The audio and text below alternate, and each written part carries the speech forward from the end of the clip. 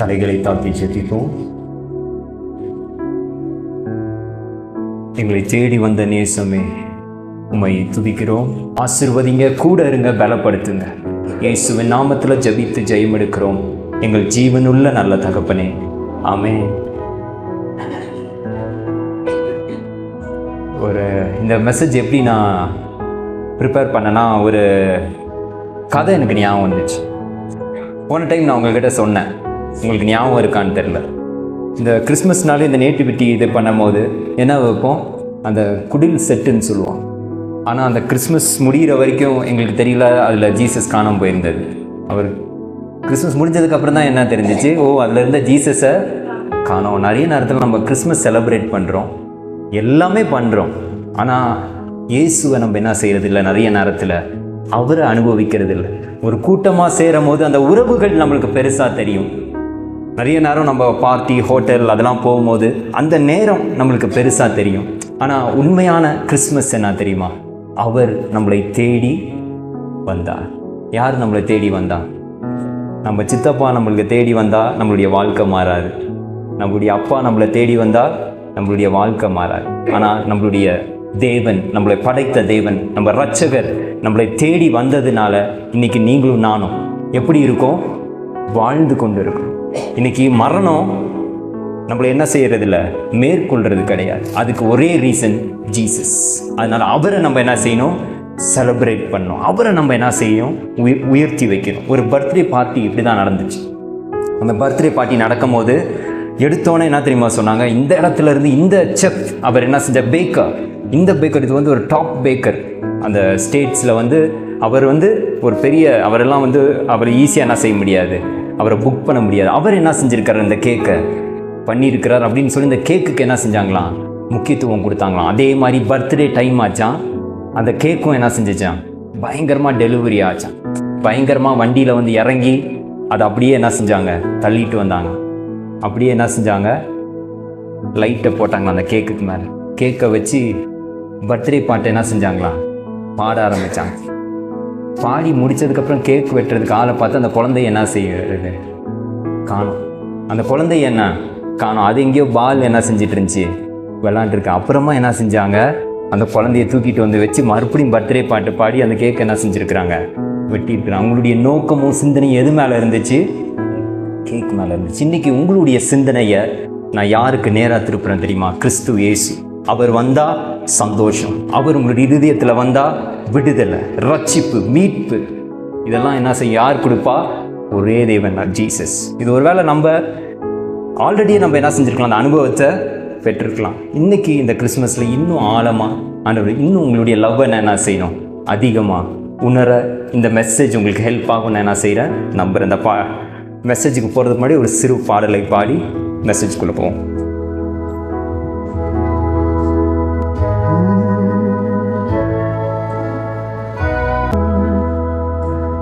தூக்கி எறியப்பட்ட என்னை வேண்டும் என்று சொல்லி சேர்த்து கொண்ட நல்ல நேசரே,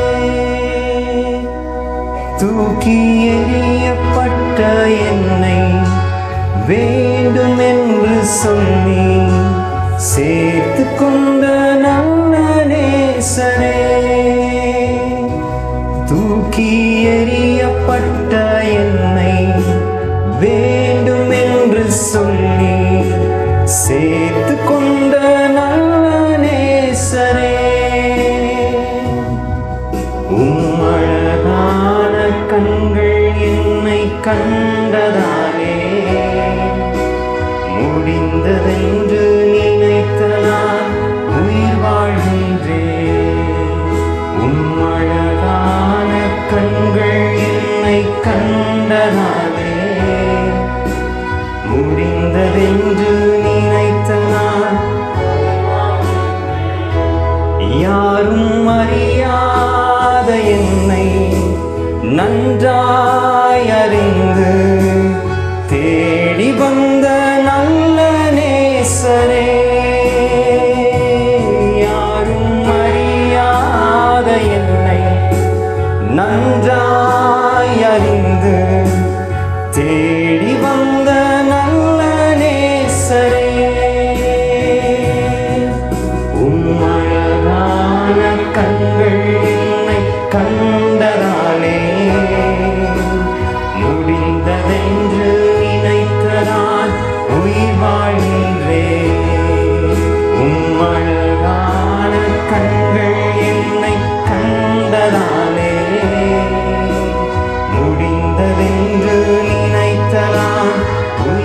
வாழ்கின்றேன். யாரும் அறியாத என்னை நன்றாய் அறிந்து தேடி வந்த நல்ல நேசரே.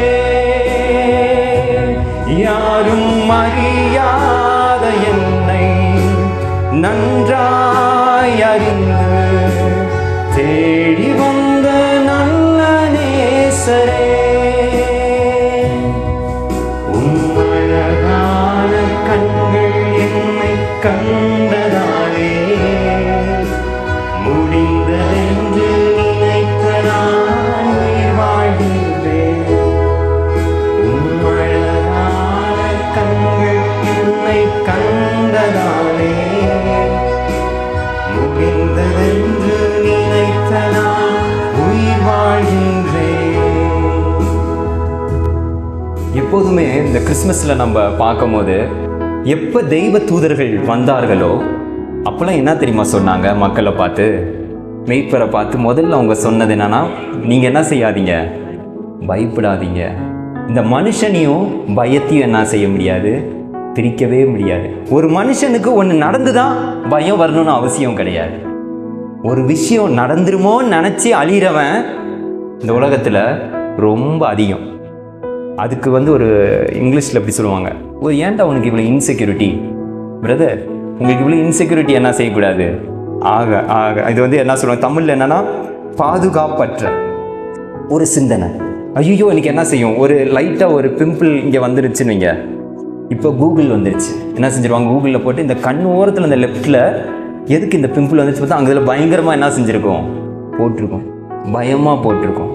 ஐயோ எனக்கு இப்படி வந்துருமோன்னு சொல்லி நம்மளுடைய வாழ்க்கையை என்ன செஞ்சிடறோம், நரகமாக என்ன செஞ்சிடறோம், ஆக்கியர்.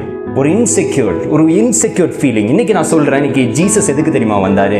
அந்த பயம், ஐயோ இந்த மரண பயம், நான் செத்துருவனோ, இந்த பாவம் என்ன செஞ்சிடும், என்ன மேற்கொண்டுமா. ஜீசஸ் சொல்கிறது, என்னுடைய நாமம் ஒன்று என்ன செய்யும், ரட்சிக்கும். உண்மையான அன்பில் என்ன இல்லையா, பயம் இல்லை. 1 யோவான் 4:18 இப்படி சொல்லுது, அன்பில் பயம் இல்லை, பூரண அன்பு பயத்தை புறம்பே தள்ளுகிறது. இன்னைக்கு கர்த்தருடைய அன்பை அதை நம்ம இன்வைட் பண்ணி நம்மளுடைய இருதயத்தில் நம்ம அவருடைய அன்பை ஊற்றும் போது என்ன செய்யுது, முதல்ல என்ன செய்யுது, பயத்தை என்ன செய்யுது, புறம்பே தள்ளுது. பயமானது வேதனை உள்ளது. எப்படி பயம் என்ன செய்யுது, அனுதினமும் என்ன செய்யுது, அது நம்மளை டார்ச்சர் பண்ணுது. அது ஒரு ஸ்லோ பாய்சன் மாதிரி என்ன செய்யுது, நம்மளை கஷ்டப்படுத்துது. நம்மளுக்கு ஒரு எதிர்காலம் நம்மளுக்கு என்ன இருக்கா, ஐயோ எனக்கெல்லாம் கல்யாணம் நடக்குமா, சீக்கிரம் எனக்கு முடி கொட்டிடுது. நிறைய பேருக்கு உண்மையிலேயே நிறைய ஃபீலிங் என்ன இருக்கு. ஆனால் கடவுள் என்ன தெரியுமா இன்னைக்கு சொல்கிறாரு, பூர்ண அன்பு பயத்தை புறம்பே தரணும். பயமானது வேதனை உள்ளது. என்னை நம்புற நீ, என்னுடைய ரத்தத்தால் கழுவப்பட்ட நீ அந்த வேதனையில் என்ன செய்யக்கூடாது, இருக்கக்கூடாது. அதனால தான் 2000 வருஷத்துக்கு முன்னாடி உன்னை நான் தேடி நான் வந்தேன். அதான் ஃபாதர் பெர்க்மென்ஸ் ஒரு பாட்டு பாடியிருக்கார், என்னை தேடி இயேசு வந்தார், எந்தன் வாழ்வை மாற்றி விட்டார், ஹல்லேலூயா பாடுவேன், ஆடி பாடி மகிழ்ந்திடுவேன். அவர் வந்தாலே ஒரு ஜாய் தான். அந்த எல்லாத்துலேயும் என்ன செய்கிறார் கடவுள், இன்னைக்கு உங்களுக்கும் எனக்கும் விடுதலையை தரப்போகிறார். உங்களுடைய கவனத்தை, நான் பழைய ஏற்பாட்டில் ஒரு மனிதன் இருந்தான், கிதியோன் அப்படின்னு சொன்னாலே அவன் நிறையா வார் என்ன செஞ்சான், பண்ணான், யுத்தங்கள் பண்ணான் அப்படின்னு நம்ம சொல்லுவோம். ஆனால் முதல்ல கடவுள் அவனை அழைக்கும் போது அவனை எப்படி தெரியுமா அழைத்தார், பராக்கிரமசாலியே அப்படின்னு அழைத்தார். எப்படி அழைத்தார், பரலோகம் அவனை எப்படி பார்க்குது, பராக்கிரமசாலி, யூ மைட்டி வாரியர் அப்படின்னு இங்கிலீஷில் இருக்கு. ஹெவன்லேருந்து அப்படி ஒரு இன்விடேஷன் வராது. ஆனால் அவன் என்ன தெரியுமா சொன்னான், அந்த மாதிரி அதெல்லாம் இருக்கட்டும், நான் பராக்கிரமசாலி பலசாலி அதெல்லாம் இருக்கட்டும், ஆனால் நான் என்னுடைய பாஸ்ட்டை திரும்பி பார்க்குறேன், நான் கடந்து வந்த நிலைமையை நான் யோசித்து பார்க்குறேன். ஆண்டவரே நீங்கள் இருந்திருந்தா இப்படி நாங்கள் அடிமைத்தனத்தில் நாங்கள் சிக்கி இருந்திருப்போமா, இப்போ எப்படி இருக்கோம், எங்களை இந்த மீதியானியர்கள் எங்களை அழுத்தி கொண்டு இருக்கிறாங்க. ஆண்டவரே நீங்கள் எங்களை காப்பாற்றலையே, சரி நீங்கள் என்ன தேர்ந்தெடுக்கிறீங்க, நான் ஒரு சின்ன குடும்பத்தை, ஒரு கோத்திரத்திலேயே சின்ன குடும்பத்தை சார்ந்தவன் தான் யாரு, நான் என்ன எப்படி நீங்கள் அப்படி கூப்பிடலாம். இன்றைக்கி அந்த இன்செக்யூர் ஃபீலிங், இன்றைக்கி கடவுளுடைய வார்த்தை, கடவுளுடைய அன்பில் நம்ம வேர் பிடிக்கலன்னு வைங்க, நம்மளை இந்த காரியம் பயம் நம்மளை என்ன செஞ்சிடும், மேற்கொண்டுரும். அதனால் கடவுளுடைய அன்பில் நம்ம மூழ்கிறது. ஆண்டவரே நீங்கள் என்னுடைய இருதயத்தில் வாங்க, உங்களுக்கு ஆழமாக நான் என்ன செய்யணும், வளரணும். அது எப்படி நம்ம வளருது? கடவுளுடைய வசனத்தை நம்ம என்ன செய்யணும், தியானிக்கணும், கேட்கணும். விசுவாசம் கேள்வினால் வரும். கேள்வி எதிலிருந்து வரும்? கடவுளுடைய வார்த்தையால் வரும். இன்னைக்கு கடவுளுடைய வார்த்தையில் நம்ம என்ன செய்யணும், வேறுபடுகிறோம். இன்னைக்கு ஜீசஸை நம்ம நேசிக்கிறோம். கிறிஸ்மஸ்னா அவருடைய அன்பு வந்துடுது. நியூ இயர்னா ஆண்டவரே ஒரு புது வருஷத்தை, ஒரு ஆரம்பத்தை எனக்கு கொடுங்க. ஆனால் அப்புறம் நம்ம என்ன செஞ்சிடறோம், அப்படியே கிராஜுவலாக டிக்ளைன் ஆயிடுது. இல்லை, அப்படி இல்லை. இந்த கிறிஸ்மஸில் ஆண்டவரே உங்களுடைய அன்பில் நான் மூழ்கி நான் என்ன செய்யணும், எந்திரிக்கணும். என்ன காரியம் எனக்கு முன்னோக்கி இருந்தாலும் ஆண்டவரே நீங்கள் என் கூட இருக்கிறனால என்னுடைய பேக்ரவுண்டோ, என்னுடைய ஃபினான்ஷியல் ஸ்டேட்டஸோ, என்னுடைய ஜாப் ஸ்டேட்டஸோ என்ன செய்கிறது இல்லை, தீர்மானிக்கிறது இல்லை. என்ன தீர்மானிக்கிறது ஒன்றே ஒன்று தான், உங்களுடைய ரத்தம். உங்களுடைய ரத்தத்தால் நான் என்ன செஞ்சுருக்கேன், கழுவப்பட்டு பிழைக்கப்பட்டு இன்றைக்கி நான் வாழ்ந்து கொண்டு இருக்கிறேன். என்ன நீங்கள் என்ன செய்வீங்க, வழி நடத்துவீங்க. கிதியோன் என்ன செஞ்சான், விசுவாசிச்சான். அந்த பிசாசுக்கு அந்த இடம் கொடுக்கல. கொஞ்ச நேரம் அவனுக்கு அந்த காரியம் இருந்துச்சு, என்னுடைய குடும்பம் அப்படின்னு நினச்சான். என்னுடைய காரியம் ஐயோ இதெல்லாம் பெருசாக இல்லையே அப்படின்னு நினச்சானா, கடவுளுடைய வார்த்தைக்கு ஆமேன்னு சொல்லி அவன் விசுவாச பிள்ளையாய் மாறினான். கடவுளுடைய திட்டத்தை அவன் என்ன செஞ்சான்.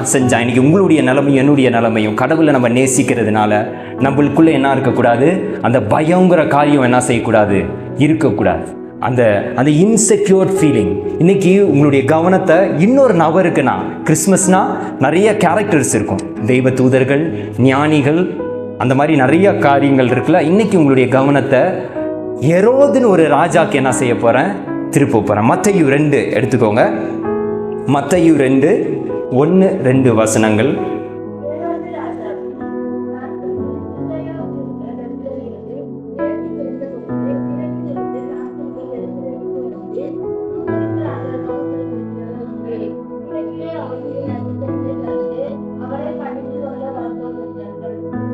ஓகே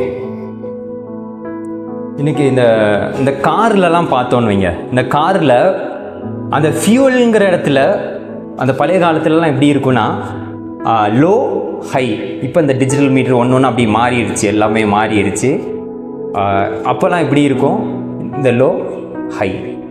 இன்றைக்கி நம்மளுடைய வாழ்க்கையை அந்த மாதிரி ஒரு மீட்டராக எடுத்துக்கோங்க. இன்றைக்கி இந்த லோங்கிற இடத்துல ஒரு வார்த்தையை நீங்கள் போட்டுக்கணும். என்னன்னா கலக்கம். என்னது கலக்கம், சஞ்சலம், கலக்கம். ஓகேவா? இன்னொரு ஆங்கிளில் மிகுந்த சந்தோஷம். ஓகே, இன்னைக்கு கடவுள் நம்மளை நேசிக்கிறோம் அப்படின்னு நம்ம சொன்னால் அந்த மீட்டரை எந்த இடத்துல நம்ம நிப்பாட்டுவோம்? கலக்கங்கிற இடத்துலையா, இல்லை மிகுந்த சந்தோஷம்? இந்த நற்செய்தி, நான் கடவுளை நேசிக்கிறேன், அப்போ இந்த நற்செய்தி உங்கள் வாழ்க்கையில் உண்மையிலேயே சந்தோஷத்தை கொடுத்துருக்கா அப்படிங்கிற ஒரு கேள்வியை நான் என்ன செய்கிறேன், ஏரோது உடைய வாழ்க்கை மூலியமாக உங்களுக்கு வைக்கிறேன். ஏரோது அப்படின்னு நான் சொன்னாலே என்னன்னா கிரேட். என்னது கிரேட்? உண்மையான தளபதி யாரு அந்த காலத்தில்? இவர் தான். ஏரோது அப்படின்னு சொல்ல மாட்டாங்க, ஹெரோத் த கிரேட். ஹெரோதுனாலே நான் தான். ஹெரோதுனாலே என்னது, நான் தான். என்னை காட்டிலும் வேற யாரு பெருசா என்ன இல்லை அப்படின்னு ஐ ஆம் அப்படின்னு சொன்னவன் தான் யாரு? ஹேரோது. ஹேரோது யாருன்னா, இந்த ரோம அரசாங்கம் அப்போ நிறைய அந்த மிடில் ஈஸ்ட் எல்லா இடத்துலையும் நிறைய பேர் ஆட்சி செஞ்சது யாரு? ரோமர்கள் தான். அவங்க எல்லாருடைய பிடியும் கையில் வச்சிருந்தவங்க யாரு? ரோம அரசாங்கம். இப்போ அமெரிக்கா மாதிரி வச்சுக்கோங்களேன். ரோமன்ஸ் யாரு? அமெரிக்கா தான் நான் எல்லாரையும் பற்றி பயன்படுத்துவாங்க. ஒரு நிமிஷம் நீங்கள் இப்படி பிளான் பண்ணுறதுக்குள்ளே உங்களுடைய நாட்டே நாங்கள் என்ன செஞ்சுருவோம், அழிச்சிருவோம் அப்படின்னு பயப்படுத்துறது யாரு? வல்லரசு, மகா வல்லரசு யாரு? அமெரிக்கா. அதே மாதிரி அந்த காலகட்டத்தில் யாரு? இவங்க. ஸோ இவங்க இவங்களே போய் ஒரு இடத்த ஆட்சி செய்யாமல் லோக்கலாக இருக்கிற சில ரெப்ரசன்டேட்டிவ்ஸை சூஸ் பண்ணி என்ன செய்வாங்க, போடுவாங்க. அந்த மாதிரி ஒருத்தரை சூஸ் பண்ணி போட்டது தான் யாரு? ஏரோது கட்டாத பெரிய பெரிய காரியங்கள் எதுவுமே கிடையாது. You name it, he has done it. நம்ம எது கேட்டாலும் அதை அவன் என்ன செஞ்சிருக்கான். அவன் கட்டினது இன்னும் நிற்கிது. அதனால தான் ஏரோது தி கிரேட் அப்படின்னு என்ன சொல்கிறோம். அதனால் அந்த காலகட்டத்தில் பார்த்தோன்னா இந்த ரோம அரசாங்கம் அவங்ககிட்ட எல்லா காரியங்களும் கொடுத்துருந்துச்சு. அதனால் ஒரு நாள் கேள்விப்பட்டிருக்கான் அவன். ஒரு 45 நபர்கள் என்ன செஞ்சாங்க, அவனை பற்றி ஏதோ ஒரு விமர்சனம். இந்த 45 பேர் யாருன்னா, இவங்களாம் ரொம்ப முக்கியமானவங்க அந்த நாட்டில், அந்த அவன் இருந்த ஆட்சி செஞ்ச இடத்துல முக்கியமானவர்கள்.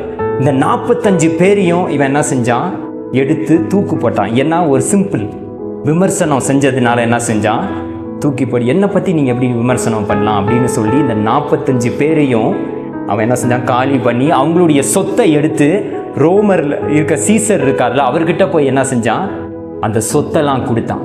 உடனே சீசருக்கு எப்படி வரும், சந்தோஷம் வரும். சந்தோஷம் வந்ததுக்கப்புறம் சூப்பர் அப்படின்னு சொல்லி, ஆனால் அதை பார்த்த மற்ற பெரிய பெரிய ஆட்கள்லாம் இருக்கிறாங்களே அவங்களாம் என்ன செஞ்சாங்களாம், வாயை மூடிட்டு, ஏன்னா நம்ம வாயை திறந்தாலும் நம்மளை என்ன செஞ்சிருவான், கொன்றுவான்னு சொல்லி அமைதியாக இருந்தாங்களாம். அதே போல் இவன் வந்து ஒரு பிரதான ஆசாரியரை நியமித்தானான். அவன் கட்டின பெரிய ஆலயத்தில் ஏரோது ஒரு பயங்கரமான ஆலயம் கட்டினான். அந்த ஆலயத்தில் ஒரு 17 வயசில் ஒரு பிரதான ஹை பிரீஸ்ட் அதை வச்சான். அவன் ஒன்றுமே செய்யலை. அந்த பிரதான ஆசாரியரை வந்து எல்லாத்துக்கும் பிடிக்குமா.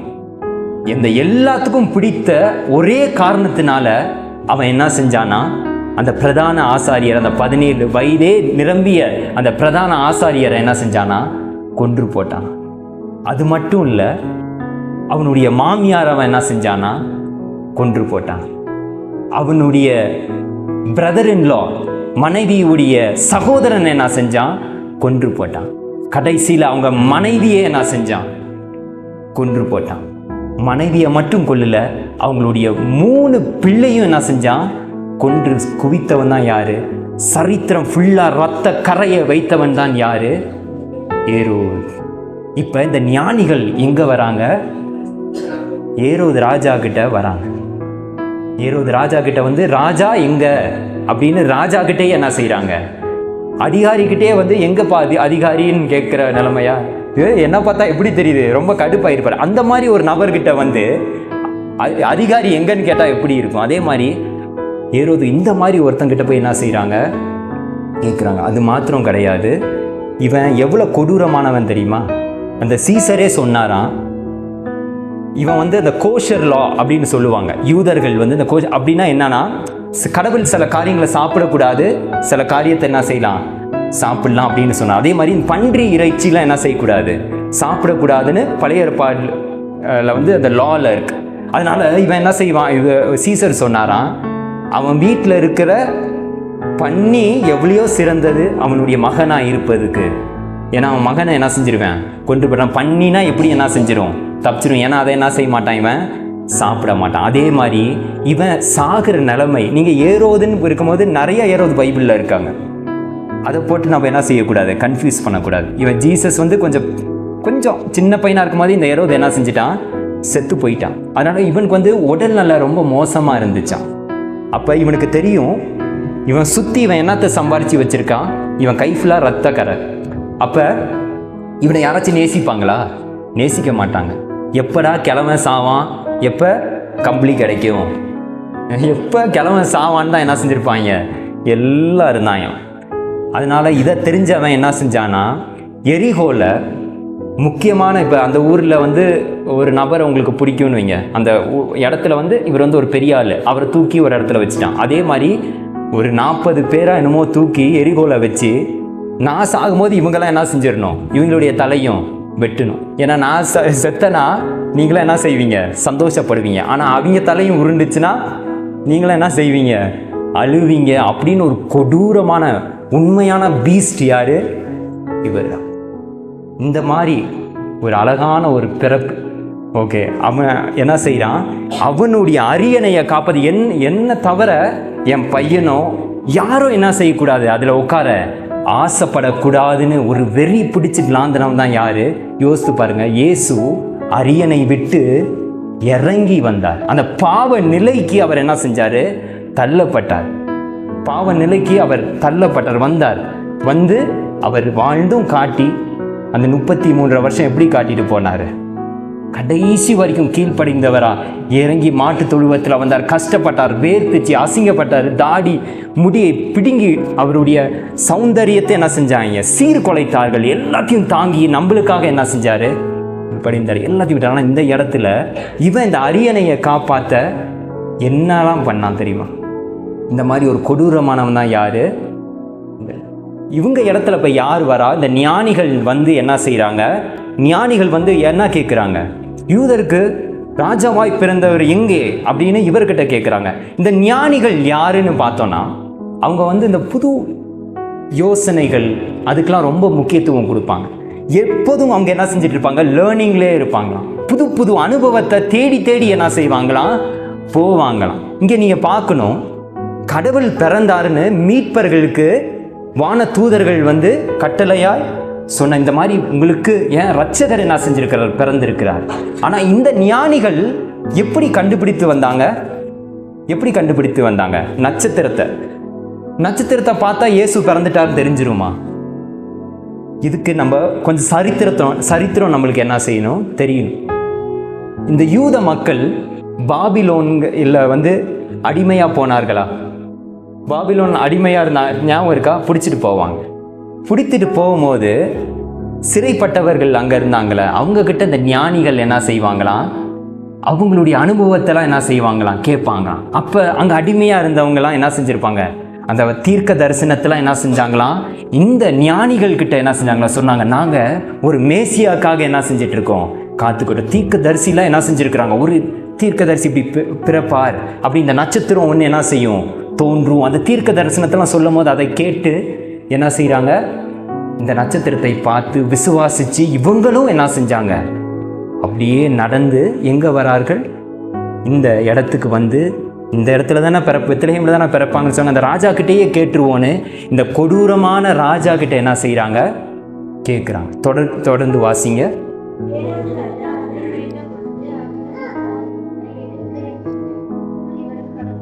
ஓகே, இந்த செய்தியை கேட்கும் போது என்னது, ராஜா பிறந்திருக்கிறான், ராஜா கிட்டேயே கேட்டார்ரா அப்படின்னு சொல்லி, அது இங்கிலீஷில் இருக்கு, ஹெரோத் வாஸ் டிஸ்டர்ப்ட் அப்படின்னு இருக்கும். அவன் என்ன செஞ்சுருக்கானா, டிஸ்டர்ப் ஆயிட்டான். இன்றைக்கி உங்களுடைய மீட்டரில் இந்த குட் நியூஸ் நம்மளை டிஸ்டர்ப் பண்ணுதா இல்லை ஜாய் சந்தோஷம் நம்மளுக்கு கொடுக்குதா? அதுதான் இன்றைக்கி என்னுடைய மெசேஜ். இந்த மீட்டரில் வந்து இப்போ வந்து யார் ரொம்ப சஞ்சலப்பட்டு இருக்கா, கலங்கி நிற்கிறா? ஏரோது கலங்கி நிற்கிறான். ஏன் மக்களும் கலங்குறாங்க அப்படின்னு பார்த்தோன்னா, இவனுடைய புத்தி மக்களுக்கு என்ன செய்யும், நல்லா தெரியும். இப்போ ஆஹா, இந்த மாதிரி ஒரு நியூஸ் போட்டானேடா, இப்போ நம்ம வாழ்க்கையை என்ன சார், நம்மளுடைய சாப்பாட்டில் என்ன ஆக போகுதுன்னு தெரியலையேன்னு எல்லாத்தையும் அதர வச்சவன் தான் யாரு, ஏரோது என்ன செய்கிறான், இந்த மாதிரி ஒரு காரியத்தை செய்கிறான். தொடர்ந்து வாசிங்க. யா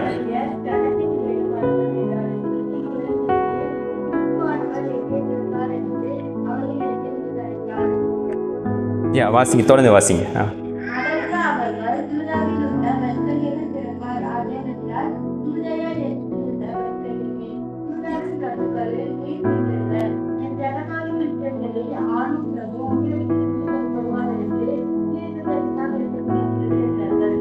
ஓகே, இப்போ நான் உங்ககிட்ட சொல்லிடுறேன். இந்த இடத்துல என்ன நடக்குதுன்னா, இவன் வந்து இப்போ விசாரிக்கிறான்.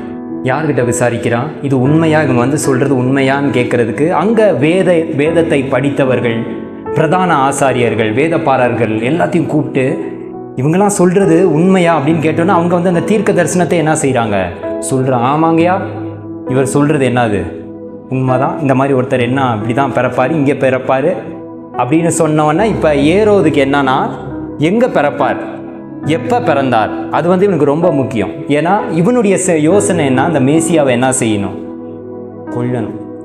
இவன் எதுக்கு இதை கேட்டு தெரிஞ்சுக்கிறான்னா, மேசியாவை என்ன செய்யணும், கொல்லணும். என்னுடைய அரியணைக்கு என்ன செய்யக்கூடாது, எந்த களங்கமும் எந்த இதுவும் வந்துடக்கூடாது. ஆல்ரெடி அவன் எப்படி இருக்கான், டிஸ்டர்பாக இருக்கான். அந்த நற்செய்தி இவனுடைய வாழ்க்கையில் துர்ச்செய்தியாக என்ன செய்யறிச்சு, மாறிய. ஆனால் இங்கே வந்து இவனை போல தானே இப்போ ஞானிகள் என்ன நினைப்பாங்க, என்ன மாதிரி தான் அந்த ராஜாவும் இருப்பார் அப்படின்னு சொல்லி இவங்க அந்த உண்மையும் சொல்கிறாங்க. இந்த நட்சத்திரம் எப்போ தோன்றினதுன்னு அதையும் சொல்கிறாங்க. உடனே அதை கேட்டதுக்கப்புறம் இவன் என்ன சொல்கிறான்னா, ஓகே நீங்கள் போங்க, போய் நீங்கள் அந்த இரட்சகர் எங்கே பிறந்தாரோ அதை வந்து நீங்கள் என்கிட்ட சொல்லுங்கள், நானும் என்ன செய்யணும், வந்து பணிந்து கொள்ளணும் அப்படின்னு என்ன செய்கிறான், சொல்கிறான். அதில் அதுபடி அவங்க என்ன செய்கிறாங்க, ஓகே நாங்கள் வந்து சொல்கிறோம் அப்படின்னு சொல்லிட்டு மறுபடியுமாக அந்த 9வது வசனத்தை நீங்கள் வாசிங்களேன். எஸ்,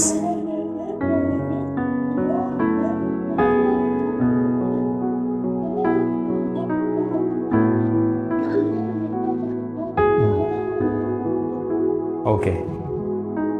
இப்போ அதை பார்த்தோன்னா அவங்களுடைய வாழ்க்கையில் என்ன நடக்குது, அந்த நட்சத்திரத்தை பார்த்தோன்னே என்ன பண்ணுறாங்க, மிகுந்த சந்தோஷம்.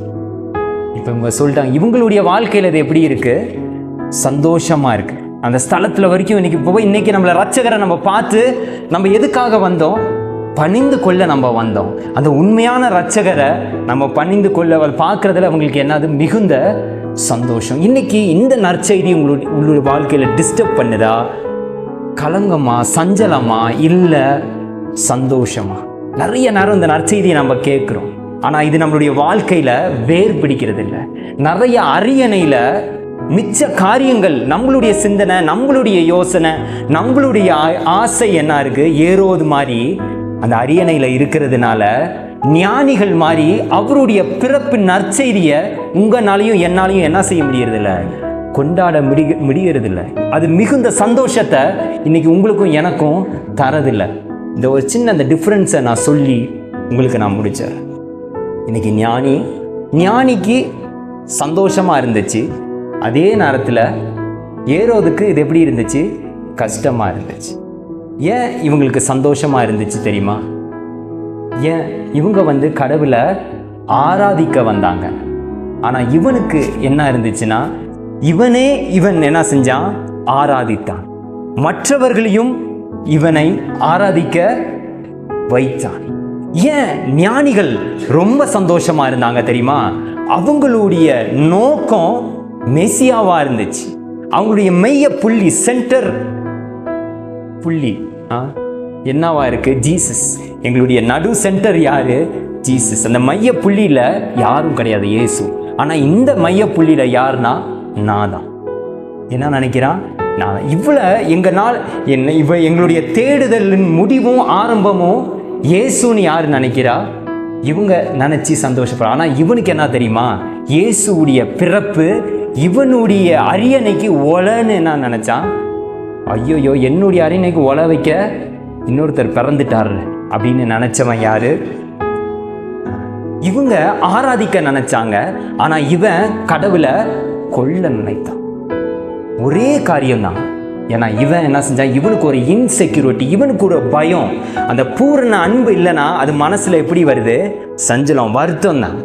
அந்த பூர்ண அன்பு நம்மளுடைய வாழ்க்கையில, நம்மளுடைய குடும்பம் அது நிரப்பப்படலைன்னா நம்ம உண்மையா கடவுளுடைய நற்செய்தி நம்ம கேட்கறது வேஸ்ட். நம்மளுடைய இருதயத்தை எனக்கு திறந்து கொடுத்து நம்ம தேட ஆரம்பிக்கிறோமோ, கடவுள் தட்டிட்டு நிற்கிறாரு. ஆனா நம்ம திறந்து கொடுக்கலன்னா கடவுள் நம்ம கிட்ட வந்து வாசம் செய்ய முடியாது, போஜனமும் பண்ண முடியாது. இன்னைக்கு ஞானிகள் கிட்ட இருந்து கத்துக்கிட்டது அதுதான். அவங்களுக்கு தெரியும், எனக்கு ஞானம் இருக்கலாம், என் தலையிலையும் கிரீடங்கள் இருக்கலாம், நான் வானங்கள் வச்சே எல்லாம் கண்டுபிடிக்கலாம். ஆனா என்னை பார்க்கிலும் ஒருத்தர் சர்வ வல்லவர் என்ன செஞ்சிருக்கிறாரு, இறக்கிறார். என் தலையில கிரீடம் இருக்கலாம், ஆனா அதை தாங்குற என்னுடைய தலை எப்படி இருக்கக்கூடாது, கனமா இருக்கக்கூடாது. என்னுடைய கிரீடம் கனமா இருக்கலாம், ஆனா அதை தாங்குற என்னுடைய தலை எப்படி இருக்கக்கூடாது. ஆனா இவன் பாருங்க, இவன் அதோடையே வாழ்ந்தவன். எப்படி வாழ்ந்துட்டான், இது இல்லாம என்னால எப்படி இருக்க முடியாது, ஒழுங்கா வாழ முடியாது. இந்த அரியணை தான் என்னை டிட்டர்மைன் பண்ணும் அப்படின்னு சொல்லி சொந்த உறவுகளை அவன் என்ன செஞ்சான், குத்தி கொலை பண்ணி போட்டான். ஆனால் சீக்கிரத்தில் அவன் என்ன செஞ்சான், மடிந்தும் போனான். ஆனால் ஞானிகள் அப்படி கிடையாது. அவங்க கிட்ட இருந்த பெஸ்ட் பொக்கிஷத்தை என்ன செஞ்சாங்களா, பொக்கிஷம் அவங்க கொடுத்தது கிஃப்ட்னு இங்கிலீஷில் அப்படி இருக்கு, ட்ரெஷர்ஸ் சில வார்த்தை அப்படி இருக்கு, ட்ரெஷர் பொக்கிஷத்தை என்ன செஞ்சாங்க, கொடுத்தாங்க. இன்னைக்கு உங்களுடைய பொக்கிஷம் என்ன, நாலாவதா என்ன தெரியுமா அவங்க செய்கிறாங்க, அவங்களே என்ன செஞ்சாங்க, பணிந்து கொண்டார்கள். அவர்களே அவங்க என்ன செஞ்சாங்க, ஆஃபரிங்கா கொடுத்தாங்க. இந்த கிறிஸ்மஸில் பெஸ்ட் கிஃப்ட் என்ன தெரியுமா கடவுளுக்கு கொடுக்கறது? நீங்கள் என்ன செய்யணும், கொடுக்கணும். உங்களுடைய பெரிய பொக்கிஷம் என்ன தெரியுமா, ஆண்டவரே இந்த கிறிஸ்மஸில் மிச்ச கிறிஸ்மஸ் மாதிரி இல்லை, என்னுடைய ஆவி, ஆத்மா, சரீரம் மூணுத்தையும் நான் செய்கிறேன். உங்ககிட்ட கொடுக்கறதுக்கு எனக்கு பொண்ணு அல்ல, உங்ககிட்ட கொடுக்கறதுக்கு எனக்கு தூப வர்க்கம் அல்ல, ஆனால் தூப வர்க்கம் மாதிரி விசுவாசம் உள்ள ஜெபம் என்கிட்ட என்ன செய்யுது இருக்கு. உங்ககிட்ட எழும்ப வைக்கிற ஜெபம், ஊக்கமான ஜெபத்தை கடவுள் என்ன செய்கிறாரு, செவி கொடுத்து அதுக்கு பலம் எப்படி இருக்கும், பயங்கரமாக இருக்கும். இன்னைக்கு அது போல் நம்மளுடைய வாழ்க்கையை நம்ம மாற்றும் போது நம்மளுடைய வாழ்க்கை எப்படி இருக்கும், பயங்கரமாக இருக்கும். இது இந்த மாதிரி கட்டின ஒரு நபர் யார் தெரியுமா, ஏரோது மாதிரியே வாழ்ந்த ஒரு நபர். ஆனால் ஏரோது மாதிரி அவர் கொன்று குவிக்கல, ஆனால் வாழ்க்கையின் அர்த்தத்தை கடவுள் ஒரு பெரிய நோக்கத்தை வைத்து அவரை கொண்டு வந்து அரியணையில் உட்கார வச்சார். ஆனால் அந்த அரியணையிலிருந்து கடவுளுடைய திட்டத்திலேருந்து விலகி விலகி விலகி கடைசியில் அவருக்கு ஞானம் பிறந்துச்சு. ஆனால் அந்த ஞானத்தை வச்சு வாழ்கிறதுக்கு அவருக்கு வயசு பத்தாமல் போச்சு. யார் தெரியுமா? கரெக்டு, பரவாயில்லையே, உண்மையான ஞானி. இந்த வயசில் உங்களுக்கு தெரிஞ்சிச்சுன்னா நீங்கள் தான் ஞானிகள், நான் கம்மி தான். ஓகே, பிரசங்கி 2:11 இப்படியாக இருக்கு. என்னது? என் கைகள் செய்த சகல வேலைகளும் நான் பட்ட எல்லா பிரயாசத்தையும் கண்ணோக்கி பார்த்தேன். என் கைகள் செய்த சகல வேலைகளையும் நான் பட்ட எல்லா பிரயாசத்தையும் நான் என்ன செஞ்சேன், கண்ணோக்கி பார்த்தேன். சாலோமோன் மாதிரி யாருமே இது வரைக்கும் என்ன செய்யல. அவர் செஞ்ச ஒன்றும் ரொம்ப அழகு. ஓகே, அவர் கட்டின மாளிகையாக இருக்கட்டும், கடவுளுடைய ஆலயமாக இருக்கட்டும், திராட்சை தோட்டங்கள் ஆகட்டும், வேலைக்காரங்களாக இருக்கட்டும், மியூசிஷியன்ஸாக இருக்கட்டும், யார் யார் நல்லா பாடுவாங்களோ எல்லாத்தையும் என்ன செஞ்சுருப்பார், கூட்டு வந்துருந்துருப்பார். அந்த காலத்தில் அந்த மாதிரி ஒரு பொண்ணும் வெள்ளியும் எல்லாம் வைத்தவர் தான் யார். ஆனால் அவன் வாழ்க்கையில் கற்றுக்கிட்ட ஒன்று சொல்கிறாரு, என் கைகள் செய்த சகல வேலைகளையும், எனக்கு என் கண்ணில் பட்டது, என் இருதயத்தில் தோணுனது எதையுமே நான் விட்டதாக என்னாத சரித்திரமே கிடையாது. எல்லாத்தையும் நான் வச்சிருந்திருக்கேன், நாட்டியிருக்கேன். Best plants, best fruit tree உலகத்தில் எங்கே எல்லாம் கொண்டு வந்து வெயி, எல்லாம் நான் வச்சுருக்கேன். ஆனால் நான் செஞ்சதெல்லாம் எல்லாம் நான் கண்ணோக்கி பார்க்குறேன். இதோ எல்லாம் மாயையும்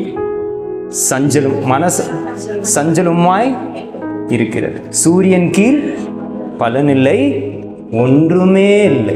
சூரியன் கீழே பலன் இல்லைன்னு சொல்லியிருக்கலாம்ல, ஒன்றுமே இல்லைன்னு நான் பாக்கெட்டில் எல்லாத்தையும் எடுத்து காட்டுறேன்.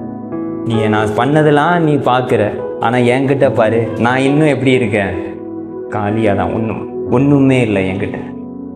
ஆனால் இன்றைக்கி நான் சொல்கிறேன், இன்றைக்கி நீங்களும் நானும் நம்ம உண்மையான ஒரு உண்மை என்ன தெரியுமா, உண்மையான உண்மை ஒன்று கிடைச்சா நான் சந்தோஷமாக இருப்பேன் நம்ம நினைக்கிறவங்க தெரியுமா, அதை நீங்கள் அடைஞ்சதுக்கப்புறம் தான் தெரியும்.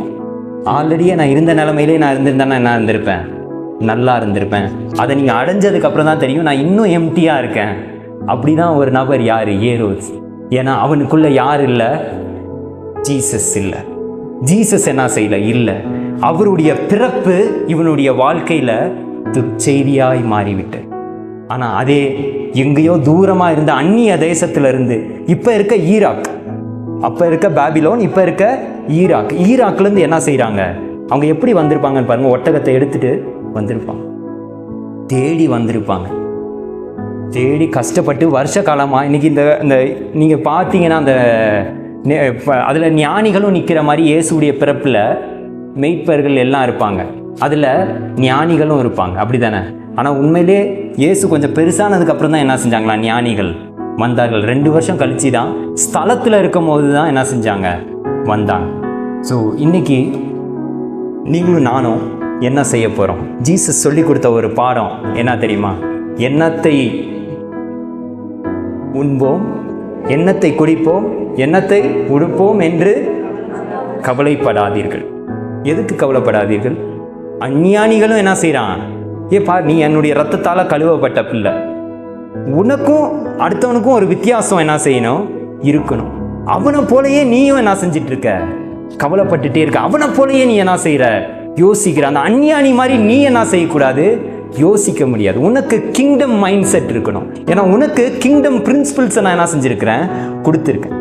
நீயும் இவனை மாதிரி நீ ராஜா வீட்டு பிள்ளை, உயர்ந்த யோசனையோட நீ என்ன செய்யணும், இருக்கணும். நான் பார்த்துக்கொள்வேன். இதெல்லாம் அது அந்த வார்த்தையிலே இருக்கு பாருங்க.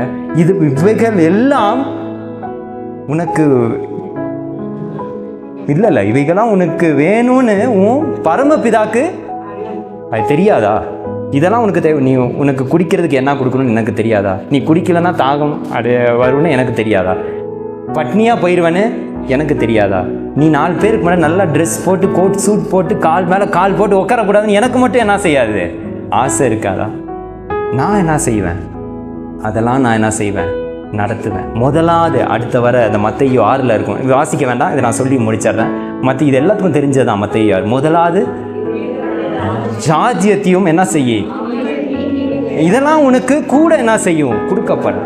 உன் அரியணையில் நீ உட்காரணும்னு எதிர்பார்க்காத, நீ என்னை கண்ணோக்கி பாரு. அந்த அரியணையில் நான் என்ன செய்வேன், உன்னை ஏற்றுவேன். அதுக்காக தான் நான் ஏழ்மையான உன்னை ஐஸ்வர்யவானாய் மாற்றுவதுக்கு.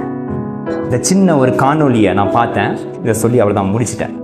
ஓகே, இது அந்த காணொலி என்னன்னா, ஒரு மகன் ஒரு பெரிய யூனிவர்சிட்டி, அந்த யூனிவர்சிட்டியில் அவளை ஈஸியாக என்ன செய்ய முடியாது, உள்ளே போக முடியாது. உடனே இந்த நபர் என்ன செய்கிற, கண்ணு ஃபுல்லாக தண்ணி. யாருடைய கண்ணு, இந்த மகன். இந்த பட்டமளிப்பு விழாவுக்கு வரான், கையில் பட்டம், தலையில் என்னது அந்த இதெல்லாம் வச்சுருப்பாங்களே, கிராஜுவேஷன் டேக்கு வச்சுருப்பாங்க. அங்கே இருக்கிற டாப் பிரசிடென்ட் மினிஸ்டர்ஸ்லாம் என்ன செய்கிறாங்க, நிற்கிறாங்க. அது ரொம்ப பிரசித்தி பட்ட காலேஜ், அது ரொம்ப பயங்கரமான யூனிவர்சிட்டி, அது எல்லாம் நிற்கிறாங்க. உடனே இவர் அந்த பணக்காரங்களும் ஐஸ்வர்யவான்களும் உயரத்தின் உச்சத்தில் இருக்கிற நபர்கள் அந்தந்த துறையில் இருக்கிற இடத்துல இவனுடைய கண்கள் என்ன இருந்துச்சு, கண்ணீர். அப்படியே ஒரு மாதிரி குனிஞ்சு நடந்து வரான் இந்த சின்ன பையன். யார், இந்த வாலிபமான நபர். ஏன்டா இப்படி குனிஞ்சு நடந்து வரான்னு அப்படி கேமரா ஆங்கிள் காட்டுறாங்க. அவன் எதை தூக்கிட்டு வந்தான் தெரியுமா, சிலிண்டரை தூக்கிட்டு வந்தான். சிலிண்டரை தூக்கிட்டு வந்து அந்த மேடையில் நின்று அந்த சிலிண்டரை காட்டி அவனுடைய குடும்பத்தை என்ன செஞ்சான், காட்டினான். ஏன்னா இதை தூக்கி தான் என்ன செஞ்சாங்க, இந்த இடத்துல என்ன செஞ்சுருக்கிறாங்க, நிற்க வச்சிருக்கிறாங்க. அது இல்லாமல், அந்த உழைப்பு இல்லாமல் இன்னைக்கு நான் இதை என்ன செஞ்சுருக்க முடியாது, அடைஞ்சிருக்க முடியாது. இன்னைக்கு அந்த 2000 வருஷத்துக்கு முன்னாடி நடந்த அந்த சம்பவம் இல்லைன்னு வைங்க, இன்னைக்கு நீங்களும் நானும் அழிஞ்சிருப்போம். இன்னைக்கு நீங்களும் நானும் தைரியமாக பார்த்து, மரணமே உன் கூர் எங்கே, பாதாளமே உன் ஜெயம் எங்கேன்னு கேட்பதுக்கு ஒரே ஒரு திராணி என்ன தெரியுமா, இயேசு. இயேசு தான் யாரு, நம்மளை தகுதிப்படுத்தின அந்த திராணியை கொடுத்தவர், நிற்க வைக்கிற திராணி கொடுத்தவர் இயேசு. இயேசு இல்லாத ஒரு ஜீவியம் கிடையாது. இயேசு இல்லாத ஒரு சபை கிடையாது. இயேசு இல்லாத ஒரு குடும்பம் இயேசு இல்லை. இயேசு இல்லாத ஒரு வாழ்க்கையே இல்லை. அதனால ஜீசஸை நம்ம என்ன செய்வோம், அந்த ஞானிகள் போல பணிந்து கொள்வோம். நம்மளுடைய சிந்தனை மூலியமாக, நம்மளுடைய காரியங்கள் மூலியமாக கடவுளுடைய அன்பை, நம்ம கடவுளை என்றைக்கும் சிதைக்க முடியாது, அழிக்க முடியாது. ஆனால் அவர் வச்சிருக்கிற திட்டங்களும், அவர் வச்சிருக்கிற நித்திய சந்தோஷத்தையும் சமாதானத்தையும் நீங்களும் நானும் ஈஸியாக நான் செஞ்சிடலாம், தொலைச்சிடலாம், ஏரோது மாதிரி இருந்தா. ஆனால் நம்ம பணிந்து கொள்வோம். நம்மளுடைய குடும்பத்தோட நம்ம பணிந்து கொண்டு நம்மளுடைய ஆவி, ஆத்மா, சரீரத்தை, நம்மளுடைய பொக்கிஷமாக இருக்கிறத கடவுளுக்கு நம்ம என்ன செய்வோம், கொடுப்போம். அது நம்மளுடைய நேரமாக இருக்கட்டும், எல்லாத்தையும் நம்ம என்ன செய்வோம், அவருக்கு கொடுப்போம். கடவுள் நம்மளை என்ன செய்வார், ஆசீர்வதிப்பார். தலைகளில் தாக்கி ஜெபிப்போம். அன்பும் கிருபையும் இரக்கமும் நிறைந்த என்னுடைய அன்பு தகப்பனே, இன்றைக்கு இந்த கிறிஸ்மஸில் வந்து இங்கே உங்களுடைய அன்பை தேடி உட்காந்துருக்கிற எல்லாத்தையும் நீங்கள் ஆசீர்வதிங்க, பலப்படுத்துங்க. உங்களுடைய அன்பில் கர்த்தாவே அந்த மிகுந்த சந்தோஷத்தை எப்படி அந்த ஞானிகள் பெற்றுக்கொண்டாங்களோ, இங்கே இருக்கிற ஒவ்வொருவரும் கர்த்தாவே அவங்களுடைய இருதயத்தில் உங்களுடைய முழுமையான சந்தோஷத்தையும் சமாதானத்தையும் இந்த கிறிஸ்மஸில் கர்த்தாவே காலகட்டத்தில் பெற்றுக்கொள்ள நீங்கள் உதவி செய்யுங்க. புது வருடத்தில் பிரவேசிக்கும் போது கர்த்தாவே அவங்க தனியால் இல்லை, உங்களுடைய சந்தோஷத்திலையும் உங்களுடைய சமாதானத்திலையும் பிரவேசிக்கிற தைரியத்தையும் உத்வேகத்தையும் பலத்தையும் நீங்கள் தர கிருபைகளுக்காக நாங்கள் நன்றி செலுத்துகிறோம். வந்து பங்கு பெற்ற எல்லாத்தையும் நீங்கள் ஆசீர்வதிங்க, உங்கள் நிழலில் மறைத்து பாதுகாத்து கொள்ளுங்க. இயேசுவின் நாமத்தில் ஜெபித்து ஜெயம் எடுக்கிறோம் எங்கள் ஜீவனுள்ள நல்ல தகப்பனே, ஆமென். ஆண்டவராகிய இயேசு கிறிஸ்துவின் அன்பை பரப்ப லைக் ஷேர் சப்ஸ்கிரைப் பண்ணுங்கள்.